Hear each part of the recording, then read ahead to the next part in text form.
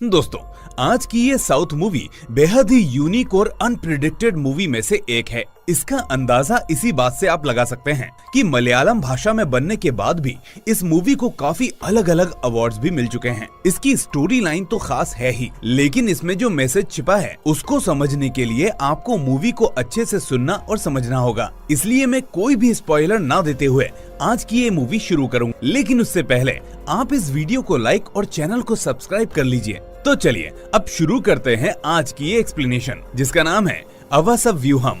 इस मूवी की स्टोरी हमें किसी डॉक्यूमेंट्री की तरह दिखाई जाती है, जिसमें कुछ लोग बीच बीच में आकर हमें ये बताने लगते हैं कि आखिर उन्होंने क्या एक्सपीरियंस किया। दरअसल उन सभी लोगों की जिंदगी में एक आदमी आता है और वो सभी उसी के बारे में डिस्कस करते रहते हैं। और ठीक उसी तरह पूरी मूवी में दुनिया भर में पाई जाने वाली अलग अलग स्पीशीज के बारे में भी बातें होती रहती हैं। खैर, अब मूवी की शुरुआत में हम देखते हैं डॉक्टर पॉल को, जो अपने 3 साथियों के साथ 2015 में वेस्टर्न घाट्स जाते हैं। वो असल में वहाँ एक अलग तरह के फ्रॉग यानी मेंढक की तलाश में जाते हैं और इसी बीच उन्हें जॉय नाम का एक आदमी मिलता है। जॉय उस जगह को अच्छी तरह से जानता था, इसलिए वो उनका गाइड बनकर उनको उसी जगह ले जाता है जहां वो फ्रॉग्स पाए जाते हैं। लेकिन जैसे ही वो डॉक्टर और टीम उस जगह पर पहुंचते हैं तो देखते हैं कि वहां कोई भी फ्रॉग नहीं है। पर तभी जॉय अपने मुंह से कुछ अजीब सी आवाज निकालने लगता है और देखते ही देखते वहां सारे फ्रॉग्स इकट्ठा होने लगते हैं, जिन्हें देखकर पूरी टीम शॉक हो जाती है। वो समझ नहीं पाते कि आखिर ये सब जॉय ने कैसे किया। खैर, अब कहानी आगे बढ़कर जाती है 2017 में, जहां हमें लिसी नाम की प्रोफेसर अपने बारे में बताती है कि उसे पढ़ाई करना पसंद था, लेकिन हाई स्कूल में बार बार फेल होने की वजह से उसने पढ़ाई करना छोड़ दी थी। बाद में कंप्यूटर क्लास ज्वाइन करने के बारे में भी सोचा, लेकिन उससे नहीं हो पाया। इसके बाद उसे लगने लगा कि वो अपने परिवार के लिए बोझ बन गई है, इसलिए वो एक झींगों की फैक्ट्री में काम करना शुरू कर देती है। वहाँ उसका मालिक संजीवन उसे दिन पर दिन चाहने लगता है, इसलिए वो एक दिन अपने छोटे भाई मुरली के साथ लिसी के घर अपने रिश्ते की बात करने जाता है। अब हालांकि संजीवन की पहले भी एक शादी हो चुकी थी, लेकिन अब उसकी बीवी इस दुनिया में नहीं थी और वो अब अकेले ही अपनी जिंदगी काट रहा था। और इस बात से लिसी के घर वालों को कोई भी फर्क नहीं पड़ रहा था। उन्हें लग रहा था कि आखिर लिसी एक अमीर घर में शादी होकर पहुंच जाएगी। लेकिन एक दिन मौके का फायदा उठाते हुए लिसी अकेले में संजीवन से इस शादी के लिए मना कर देती है और कहती है कि मैं आपसे शादी नहीं कर सकती। आप एक गुंडे हैं जो लोगों को काम पर रखते हैं और उनका फायदा उठाते हैं। ये सुनकर संजीवन के भाई मुरली को गुस्सा आ जाता है और वो सीधे लिसी के घर पहुंचकर वहां बदतमीजी करने लगता है। लेकिन तभी वहां बीच में जॉय आ जाता है और वो उन दोनों को रोकते हुए वार्निंग देता है कि वो कोई भी गलत काम ना करे, वरना अच्छा नहीं होगा। उसकी धमकी से संजीवन और मुरली डरकर वापस लौट जाते हैं। वापस जाते वक्त वो डिस्कस करते हैं कि आखिर जॉय को देखते ही उनके मन में डर कैसे आ गया। इस तरह वो उसको सबक सिखाने के बारे में सोचते हैं और उसके बारे में पता करते हैं। लेकिन असल जिंदगी में बात करें तो किसी को नहीं पता था कि आखिर जॉय कहां से आया। कुछ लोग उसे बांग्लादेशी समझते थे तो कुछ लोग श्रीलंकन। अब चूंकि उसने लिसी के घर वालों की जान बचाई थी, इसलिए लिसी के पिता उसे अपने घर काम पर रख लेते हैं और बदले में उसे 3 वक्त का खाना देने के लिए तैयार हो जाते हैं। इसी दौरान दिन गुजरते जाते हैं और लिसी और जॉय के बीच प्यार बढ़ने लगता है। इस बीच एक दिन मुरली प्लैंको नाम के आदमी के साथ जॉय से बदला लेने के लिए आता है, लेकिन जॉय के हाथ का एक थप्पड़ खाते ही प्लैंको बेहोश होकर गिर जाता है। अब उस दिन तो मुरली वहाँ से भाग जाता है, लेकिन पीछे से वो और उसके साथी जॉय को ठिकाने लगाने की साजिश बनाते रहते हैं। अब एक शाम जॉय और लिसी जंगल में एक दूसरे के साथ टाइम स्पेंड कर रहे होते हैं कि तभी जॉय को एहसास होता है कि अभी अभी जंगल में कोई आया है। वो फौरन लिसी को घर भेज देता है और उसी शाम हमला होने पर संजीवन को बड़ी बेरहमी से मार देता है। अब दूसरे दिन टीवी पर न्यूज आने लगती है कि कल रात किसी अनजान आदमी ने संजीवन नाम के बड़े व्यापारी पर हमला करके उसकी जान ले ली और उसके बाद वो फरार हो गया। अब हम देखते हैं कि ये सारी बातें हमें वो मुरली, प्लैंको और डॉक्टर इस डॉक्यूमेंट्री के जरिए बता रहे हैं। और इसी बीच उनकी कॉन्वर्सेशन अचानक उसी फ्रॉग वाली स्पीशीज पर शिफ्ट हो जाती है और यहाँ हमें पता चलता है कि ये लोग असल में जो भी बता रहे हैं वो सच नहीं है। ये लोग डॉक्यूमेंट्री में झूठ बोल रहे हैं, जबकि असल में कुछ और ही हुआ है। खैर, मूवी आगे बढ़ती है तो हमें दिखाया जाता है कि उस मर्डर के बाद जॉय फिर किसी को दिखाई नहीं दिया। लिसी उसे ढूंढने के लिए कई जगह पर भटकती है। वो सारे जंगल और नदियों को छान मारती है, लेकिन उसे जॉय कहीं भी नहीं दिखता और ना कोई उसका सुराग मिलता है। यहाँ इस मूवी का चैप्टर 1 एंड होता है और अगला चैप्टर शुरू होता है जो जगह लेता है 2018 में। चैप्टर की शुरुआत में सुशीलन नाम के एक बंदे को दिखाया जाता है जिसका पूरा नाम होता है सुशीलन बाबा। अब इस आदमी का नाम बाबा कैसे पड़ा, इसके बारे में हमें ये खुद बताता है। बाबा की फैमिली पहले झींगों को पकड़ने का काम करती थी, लेकिन दिन पर दिन ये काम नुकसान का होते जा रहा था। इसी बीच एक दिन बाबा के पिता को एक सांप काट गया जिससे उसकी मौत हो गई। पिता के जाने के बाद बाबा ने ये काम संभाला, लोन भी लिया, लेकिन ये काम पटरी पर नहीं आ पाया। उसी दौरान उनकी मुलाकात एक नीरज नाम के आदमी से हुई जिसके जरिए उसे पैसे कमाने का एक अच्छा रास्ता नजर आने लगा। असल में नीरज एक नेटवर्क मार्केटिंग कंपनी में काम करता था, इसलिए उसकी बताई जाने वाली स्कीम को सुनकर बाबा को लगने लगा कि एक दूसरे के अंडर लोगों को काम करवाने से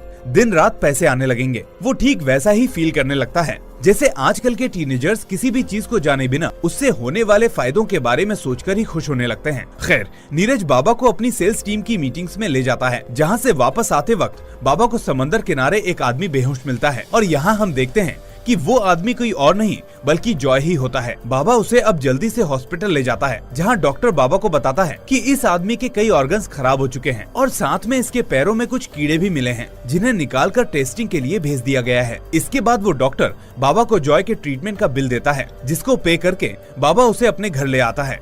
खैर, अब जॉय घर में आने के बाद अक्सर पानी के पास बैठकर कुछ न कुछ बड़बड़ाता रहता है। इसी बीच एक दिन बाबा उसके पास आकर कहता है कि यार, एक तो मैं वैसे ही हम दोनों का खर्चा नहीं उठा पा रहा और ऊपर से तुम ये अजीब सी हरकतें करते हो, तो मुझे डर लगता है तुम जहाँ से आए हो वहाँ वापस क्यों नहीं चले जाते, क्योंकि मेरे पास अब वैसे भी खाना खत्म हो रहा है। जॉय ये सुनकर मुस्कुराता है और कहता है कि खाना खत्म क्यों हो रहा है, तुम्हारे पास तो इतना बड़ा जाल है, तुम उससे मछलियाँ क्यों नहीं पकड़ते। बाबा कहता है कि यहाँ पानी के अंदर सिर्फ प्लास्टिक है, इसलिए हमें मछलियाँ मिलेंगी ही नहीं। लेकिन जॉय उससे बार बार जिद करता है, तो बाबा आखिरकार उसके लिए मान जाता है। अब जैसे तैसे बाबा उस बोट को आगे पानी में ले जाता है और वो दोनों मिलकर पानी में जाल डाल देते हैं। अब कुछ देर बाबा वेट करता है और कहता है कि मैंने बोला था ना, यहाँ कुछ भी नहीं है, कोई भी मछली नहीं है। ये सुनकर जॉय मुस्कुराता है और पानी के पास कुछ अजीब ही आवाज करता है, जिसे सुनते ही आसपास की मछलियाँ अपने आप उसके जाल में फंसने लगती हैं। जाल को पानी से बाहर निकालने पर बाबा हैरान हो जाता है कि आखिरकार इतनी मछलियाँ जाल में कैसे आईं। खैर, अब अगले दिन से दोनों रोज मछलियाँ पकड़ना शुरू करते हैं और उसे बाजार में बेचने लगते हैं। कुछ दिन बाद जब दोनों उन मछलियों को लेकर बाजार पहुंचते हैं तो रास्ते में बाबा को बालन नाम का एक आदमी मिलता है। दरअसल बाबा के पिता ने काफी साल पहले बालन से कुछ पैसे उधार लिए थे जो अभी तक बाबा ने नहीं चुकाए हैं, इसलिए बालन उससे पैसे लेने के लिए वहाँ आया है। बाबा उससे कहता है कि मेरा काम शुरू हो गया है, थोड़े टाइम में पैसे इकट्ठे करके मैं आपको आपके पैसे लौटा दूंगा। थोड़ी बहस के बाद बालन इसके लिए मान जाता है और वहाँ से चला जाता है। अगले दिन से बाबा को गांव के लोगों से पता चलता है कि जॉय जैसे शरीर के ही एक आदमी ने संजीवन नाम के आदमी को मार दिया था। अब बाबा ये सुनकर घबरा जाता है, क्योंकि उसे नहीं मालूम था कि आखिर जॉय कौन है और उस दिन बीच पर बेहोश क्यों पड़ा था। तो इस बारे में इशारा करते हुए बाबा जॉय से ही सब जानने की कोशिश करता है, लेकिन जॉय उसको इस बात का कोई जवाब नहीं देता। बाबा भी अब क्या करे, एक तरफ वो जॉय की मदद से दिन रात पैसे कमा रहा है और दूसरी तरफ वो उससे डर भी रहा है कि आखिर जॉय ने उसके साथ कुछ गलत कर दिया तो। लेकिन आखिरकार वो लालच को चुनता है और जॉय को अपने साथ ही रखने का फैसला लेता है। रोज तरक्की की खबर धीरे धीरे बालन को भी मिल जाती है, तो वो एक बार फिर से बाबा के पास पैसे लेने के लिए अपने आदमी को भेजता है। लेकिन इस बार जॉय बीच में आ जाता है तो उस आदमी को बाबा के पास से भगा देता है, क्योंकि वो आदमी बाबा से बात नहीं बदतमीजी कर रहा था। अब वो आदमी तो चला जाता है, लेकिन ये देखकर बाबा और लालची हो जाता है। उसे समझ आने लगता है कि जब तक जॉय उसके पास है उसे कोई हाथ नहीं लगा सकता। लेकिन वो ये भी सोचता है कि अगर वो सभी से अपनी दुश्मनी को खत्म कर दे तो धीरे धीरे वो मार्केट में लोगों के बीच अपनी भी वही जगह बना सकता है जैसी बालन की है। इसलिए वो पहले बालन का कर्जा चुकाता है और फिर धीरे धीरे अपने काम पर फोकस करने लगता है। कुछ ही महीनों में बाबा इतना पैसा कमा लेता है कि अब बालन भी उससे डरने लगता है। इसी बीच एक दिन पुलिस आकर जॉय को पुलिस स्टेशन ले आती है, क्योंकि बाबा जिस गांव में रहता था उसी गांव में रामन नाम का एक बूढ़ा आदमी भी रहता था। अब धीरे धीरे उस बूढ़े आदमी की फ्रेंडशिप जॉय के साथ हो जाती है और वो दोनों साथ में काफी समय स्पेंड करने लगते हैं। खैर, अब गांव में ये बात फैलती रहती है कि रामन का लिंक कई नक्सली लोगों से है। इसी बीच एक रात जॉय और रामन जंगल में आकर आग जलाकर बैठे हुए थे। तभी पुलिस ने आकर उनको अरेस्ट कर लिया, क्योंकि उस जगह पर आग जलाना मना होता है। खैर, अब जॉय के बारे में जैसे ही लिसी को पता चलता है तो वो उसे देखने पुलिस स्टेशन जाती है, लेकिन पुलिस उसको मिलने नहीं देता। लिसी को ये बात पता चली, इसका मतलब मुरली को भी इस बारे में पता चल गया था, इसलिए वो भी प्लैंको के साथ ये कंफर्म करने लाता है कि जेल में पड़ा हुआ आदमी जॉय ही है या कोई और। वो ये कंफर्म कर लेता है कि ये आदमी जॉय ही है, और तभी वहाँ रामन आता है, जो जॉय को इस हालत में देखकर पुलिस से कहता है कि ये मेरा आदमी है, आप इसे छोड़ दो और जो पैसे लेना हो वो बताओ। इसी बीच हम एक पुलिस वाले को देखते हैं, जो हमें बताता है कि उस रात जॉय से काफी पोलाइटली पूछा गया था कि तुम कहाँ से आए हो, किस जगह रहते हो, लेकिन उसने कुछ नहीं बताया, जबकि असल में ऐसा नहीं था। पुलिस वाला डॉक्यूमेंट्री में झूठ बोल रहा था। उस रात उन्होंने जॉय को बहुत मारा ताकि वो बताए कि आखिर वो कहाँ से आया है, लेकिन वो कुछ नहीं बताता। पुलिस उसके बारे में और इन्वेस्टिगेट करने लगती है तो उन्हें शक होता है कि जॉय ही वो आदमी है जिसने असल में संजीवन को मारा था। अब एक रात पुलिस वाले जॉय को ले जाकर बीच जंगल में छोड़ देते हैं। वो कहते हैं कि तुम्हारे खिलाफ कोई सबूत नहीं मिला, इसलिए तुम्हें जहाँ जाना है जाओ, तुम आजाद हो। इसी बीच वहाँ मुरली और उसके आदमी आ जाते हैं और हमें पता चलता है कि ये सब किया हुआ मुरली का ही था। उसने पुलिस को पैसे दिए ताकि पुलिस जॉय को छोड़ दे और मुरली उससे अपना बदला ले सके। इसके बाद मुरली अपनी गाड़ी से बाहर निकलकर जॉय को गोली मार देता है, और जब थोड़ी देर बाद उसकी लाश को ठिकाने लगाने के लिए वो वहाँ जाता है तो देखता है कि अब जॉय की लाश वहाँ है ही नहीं। उधर दूसरी तरफ बाबा को पता चलता है कि पुलिस ने जॉय को छोड़ दिया है, इसलिए वो उसको चारों तरफ ढूंढने लगता है, लेकिन लाख कोशिशों के बाद भी उसे जॉय कहीं नहीं मिलता। और यहीं इस चैप्टर का एंड भी हो जाता है। अब आता है इस मूवी का अगला चैप्टर, जो होता है 2020 में, और इस चैप्टर के बारे में हमें मधु स्मिता नाम की एक औरत बता रही होती है। कुछ सालों पहले जब मधु का पति गल्फ में था तो किसी वॉर की वजह से मधु के पति की डेथ हो गई थी। जब से लेकर अब तक मधु अकेले ही अपनी जिंदगी गुजार रही है और एक अचार की शॉप पर काम करने लगती है। एक दिन जब वो अपनी शॉप से काम करके वापस आती है तो उसे घर में एक अजीब सा क्रिएचर देखने को मिलता है, जो कोई और नहीं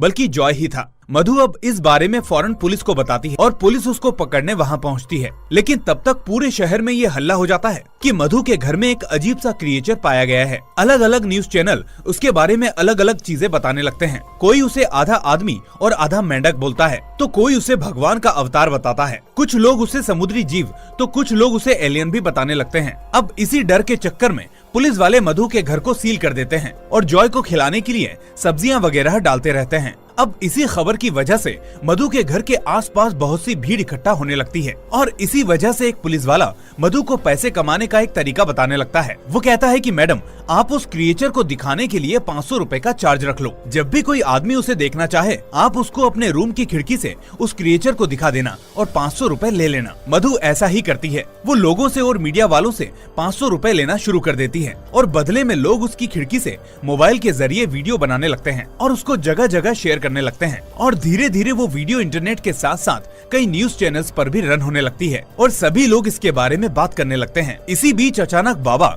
सीधा मधु के घर पहुंचता है और उससे कहता है कि मैडम, आपके घर पर जो क्रिएचर है शायद मैं उसे जानता हूँ, आप एक बार मुझे उससे बात करने दीजिए। मधु कहती है कि अगर आपके पास 500 रुपए हैं तो आप उससे बात कर सकते हैं। बाबा कहता है कि अभी मेरे पास 100 रुपए हैं, कोविड की वजह से मैं अपने साथ कैश लेकर नहीं चल रहा, आप प्लीज मुझसे 100 रुपए लीजिए, लेकिन मेरी बात उससे करवा दीजिए। पर मधु उसकी बात नहीं सुनती और उसे मना कर देती है। इसके बाद हम देखते हैं कि एक साइंटिस्ट वहाँ आकर उस क्रिएचर को देखने लगता है और बाहर आकर सभी से कहता है कि ये क्रिएचर असल में एक आदमी और एक मेंढक के मिलन का है, लेकिन ये कैसे पॉसिबल हुआ इसको समझना बेहद मुश्किल है। इसके बाद हम देखते हैं कि प्लैंको भी वहाँ आकर उसे देखता है और फौरन मुरली को जाकर इसके बारे में बताता है कि वो कोई क्रिएचर नहीं बल्कि जॉय है, लेकिन उसका शरीर अजीब सा हो गया है। अब ये सुनकर मुरली के तो होश ही उड़ जाते हैं। वो समझ नहीं पाता कि आखिर गोली मारने के बाद भी वो बच कैसे गया। खैर, अब यही न्यूज देखकर वहाँ लिसी भी आ जाती है, लेकिन पुलिस अब किसी को उससे मिलने नहीं देती। यहाँ तक कि अब खुद मधु की एंट्री भी उसके घर में बंद कर दी जाती है। इसी दौरान हम देखते हैं जिस डॉक्टर ने एक बार जॉय का इलाज किया था और उसके पैर से कीड़ों को निकाला था, उसने वो कीड़े टेस्टिंग के लिए पुणे भेज दिए थे। टेस्टिंग के दौरान वहाँ के डॉक्टर्स ने उन कीड़ों को एक जार में बंद करके रखा था और कुछ ही दिनों के बाद वो ये देखकर शॉक हो जाते हैं कि उन कीड़ों के अंदर से पौधे उग रहे हैं। वो समझ नहीं पाते कि आखिर ये सब कैसे हो रहा है, आखिर कीड़ों के अंदर से पौधे कैसे निकल सकते हैं। दूसरी तरफ अब रात को मुरली और उसकी गैंग के लोग मधु के घर आकर उसका दरवाजा तोड़ देते हैं और मुरली एक बार फिर जॉय को गोली मार देता है। जितनी देर में वहाँ पुलिस पहुँचती है उतनी देर में मुरली वहाँ से चला जाता है। अगले दिन न्यूज चलती है कि रात को कुछ अनजान लोगों ने आकर उस क्रिएचर को गोली मार दी। इसी के साथ इस चैप्टर का भी एंड हो जाता है और शुरू होता है आखिरी चैप्टर, जो जगह लेता है 2023 के पेरिस में, जहां एक म्यूजियम के अंदर बहुत सारी स्पीशीज को रिजर्व करके रखा जाता है। वहां के साइंटिस्ट केरला सरकार से रिक्वेस्ट करके जॉय के स्केलेटन को भी वहां मंगवा लेते हैं और उसे उसी म्यूजियम में रख देते हैं। यहाँ हम देखते हैं कि समय के साथ साथ उस स्केलेटन पर भी पौधे उग रहे हैं, जैसे जॉय की बॉडी अपने आप को खुद फॉर्म कर रही हो। और यही होता है इस मूवी का दी एंड। अब दोस्तों, आपको लग रहा होगा कि मूवी में एंड तो समझ नहीं आया, तो मैं आपको बता दूं दोस्तों कि ऐसी मूवीज जिनकी स्टोरीज एक डॉक्यूमेंट्री बेस्ड फिक्शनल एलिमेंट से बनी होती है, उनको ना तो मूवी कहते हैं और ना डॉक्यूमेंट्री। उसके लिए इंग्लिश का एक अलग शब्द इस्तेमाल किया जाता है, जो है मॉन्यूमेंट्री।